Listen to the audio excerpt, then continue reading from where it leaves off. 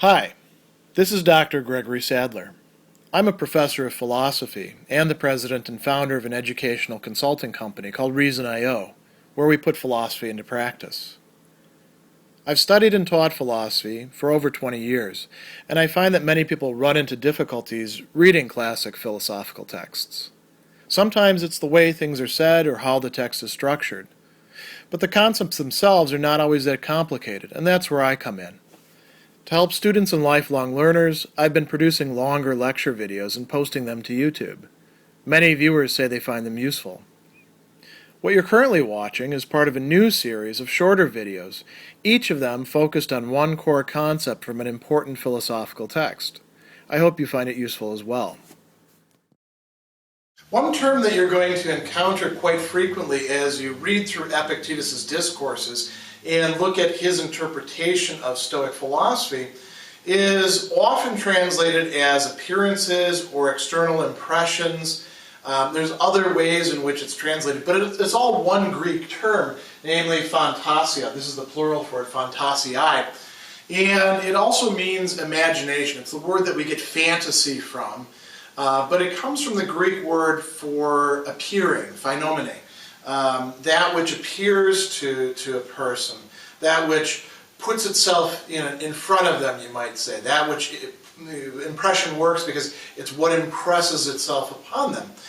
And in the Stoic way of looking at this and the way of using this term, it covers an incredibly wide range.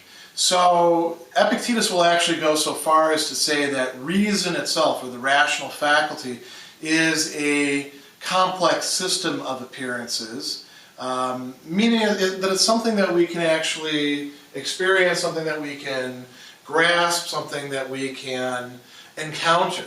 And Stoic philosophy is oriented in large part around figuring out how do we deal with these appearances. One thing that I do want to stress as well is that it's not just a human matter. Animals, like he says, use appearances. So animals react to their environment.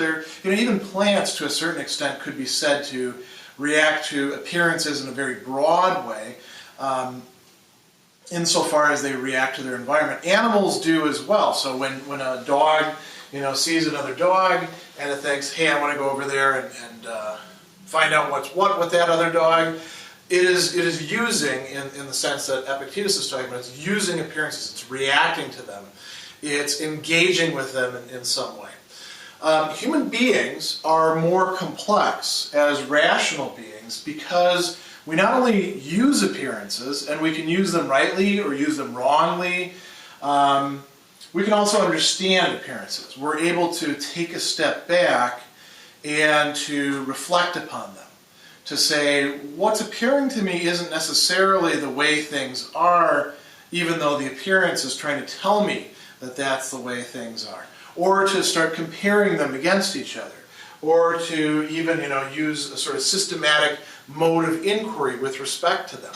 So human beings have, you might say, a greater capacity, but they also have a greater stake in appearances, and there's more ways in which one can go wrong as a human being with appearances than the other animals do.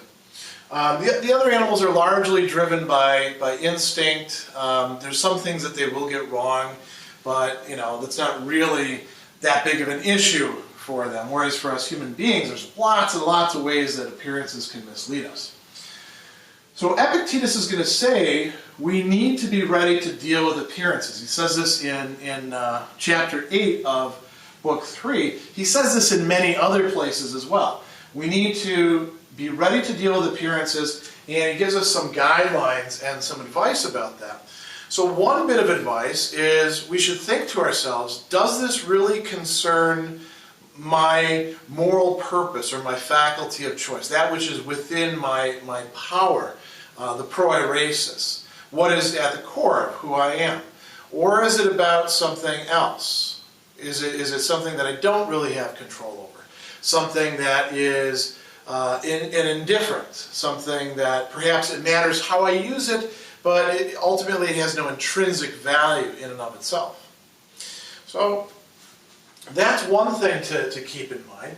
So he says, as we exercise ourselves to meet sophistical interrogations, when people try to put one over on us, sophistical interrogations, maybe translate that as, the best example in our own time, advertising. If you don't want to be misled by advertising or misled by people making fallacious political arguments or things along those lines, you need to exercise your mind. You need to become a critical thinker. Similarly, we need to do the same thing, he says, with respect to appearances. So he says we need to exercise ourselves daily to meet the impressions that come upon us, because these too put interrogations to us. They say, hey, why don't you do this? Or wouldn't things be better if you did this? Or you better avoid this over here. So he says, here's some examples. So-and-so's son is dead. How do we answer that? That lies outside of the sphere of the moral purpose. It is not an evil. That may sound a little cruel and cold to one, but it's applying the Stoic philosophy very consistently. His father has inherited so-and-so. What do you think of it? That lies outside of the sphere of the moral purpose. It is not an evil. Caesar has condemned this person. That lies outside of the sphere of the moral purpose. It is not an evil. You see him going over and over the same sort of ground. Does it really concern the core of the person, the moral purpose or the faculty of choice, what we have control over, or doesn't it? Many of the things that are appearances really don't concern us. They are to a large extent external. We do have appearances happening within ourselves. When we engage in a judgment about ourselves, that's a kind of appearance. But for the most part, they're not things that are within that realm. Now, in another place, chapter 27 of book 1, he talks about appearances asserting things to be or not to be in a certain way. And he distinguishes between things appearing to be in a certain way and whether they are in a certain way. So he tells us, for example, appearances come to us in 4 ways. Either things are and seem to be, or they are not and do not seem to be, or they are and do not seem to be. There's a discrepancy there between appearance and actuality. Or they do not seem to be, and yet they are. So he says, in all these cases, the business of the educated man is to hit the mark. Whatever be the thing that distresses us, against that we ought to bring up, as he calls it, reinforcements. So we need to be ready to deal with the sorts of, suggestions, you might say, about how to interpret matters that are constantly coming to us from the world, from the things that we deal with, from culture. Also, in some part coming from our own projections onto that reality. We are, in large part, responsible for how things do appear to us. What weight we give them, how we react to them. So we need to have some sort of reinforcements ready to deal with appearances. What would be some examples of that? Some of that has to do with how we develop our habits. But here's some other examples. He talks about having arguments ready at hand, or reasonings. When death appears to be an evil, we must have ready at hand the argument that it is our duty to avoid evils and that death is an inevitable thing. For what can I do? Where shall I go to escape it? If we have that line of thinking that we have not just written down somewhere and we can bring it to bear upon the situation, then we can see that although death does happen, and it's certainly not something to be preferred, it's not an evil, at least according to the Stoic doctrine. So if that's the case, then we don't have to be disturbed by that appearance. We don't have to say, oh, this is so terrible. How do I avoid this? I can't avoid it. Oh, then I have to be unhappy. He gives all sorts of other examples as well along those lines, but many of them have to do with having ready to hand what we could call arguments or what we could call lines of reasoning about things. He doesn't use this example, but you could think about if you have anger problems, then maybe you need to have ready at hand the notion that comes from anger management, which is as soon as you become angry, you become stupid, and you're not reasoning well, and you probably should take a break, right?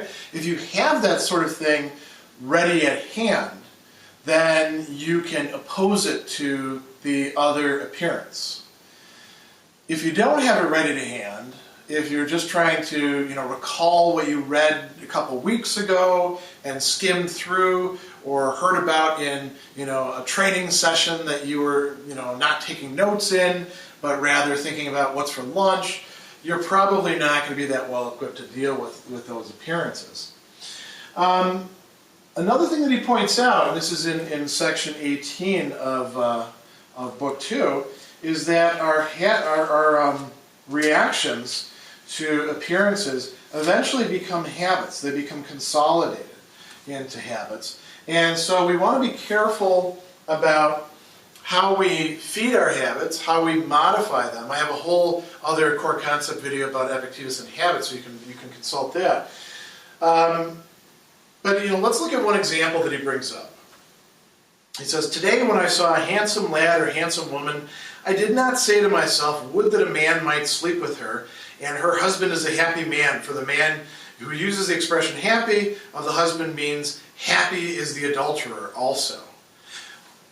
What's going on there? He's analyzing his own processes, his typical processes of thinking about things, of reacting to the appearance of a beautiful body. And he's saying, that's not really the way I want to think about things anymore. So when I meet up with that sort of thing, as I'm going to do, you're always running into some people that are attractive, right? So how are you going to prepare yourself for it? He says, I'm not going to follow that line of reasoning anymore because there's something wrong with it. And then he goes on and he says, I do not picture to myself the next scene, what would sort of follow along with that. The woman herself in my presence disrobing and lying down by my side. He's not undressing her with his eyes. He's not imagining, well, what would it be like to be with that person? He's developed some sort of control over the things that are suggesting themselves to him, so he's not just carried along by the appearances where the appearances would typically want to take us, or where our own flawed moral and choice processes and reasoning processes would take us because of the habits that we've established, which become a kind of second nature. So that's a case where he does have some things ready. Now there is another piece of advice that he gives that's particularly helpful when it comes to appearances as well. This is also in chapter 18 of book 2. He says that when we run into appearances, what we ought to do is delay reacting to them and then test them, put them to the test. So how does this work? He says, if you confront appearances with thoughts, the kind of thoughts that you can, you will overcome it and not be carried away with it. But to begin with, be not swept off your feet by the vividness of the impression, but say, wait for me a little, O impression, allow me to see who you are and what you are an impression of. Allow me to put you to the test. And after that, do not suffer it to lead you on by picturing to you what will follow. Otherwise, it will take possession of you and go off with you wherever it will. But do you rather introduce and set over against it some fair and noble impression and throw out this filthy one. And if you form the habit of taking such exercises, you will see what mighty shoulders, intellectual shoulders, you develop, what sinews, what vigor. So the idea there is we want to cultivate a habit of delaying, of saying, wait a second, I'm not going to react to this, even though I want to, even though that seems to be my natural tendency, I'm not going to react to this in a sort of automatic fashion. Instead, I'm going to think about things. I'm going to reflect. I'm going to mull it over. And then I'll see if it has the same, vehemency if I give it 5 minutes, or if I say I'm going to sleep on that. This was very good advice. So he's giving us quite a few tools, or he's providing us with a kind of arsenal by which we can tackle the constant barrage of impressions or appearances that we're going to run into as people living a life.